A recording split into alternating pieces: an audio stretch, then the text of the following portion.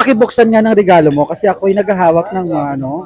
Ayan, yung regalo ni ma'am sa akin. Buti pa si ma'am nakaalala. Alam mo yan. Samantala yung dalawa, nako, puro ano lang. Ako naman yung sabi. Oo.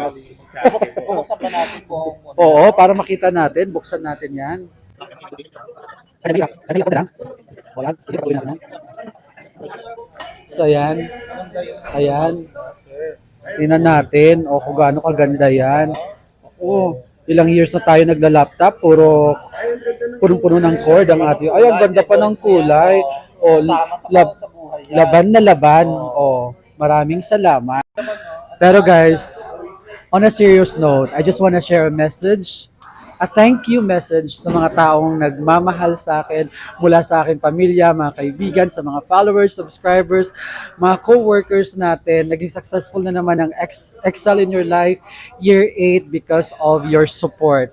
Right? Hindi ako nag-expect ng gift, pero kung may nagbibigay ng gift, of course, bonus na yon. The most important thing for me is yung my friends and family are able to support the Excel in Your Life charity. So it's my birthday. Maraming salamat. Kitang-kita nyo naman, napakasarap nito. Sarap. Yeah, kumuha ka pa. Sige na, subo mo na. Wow!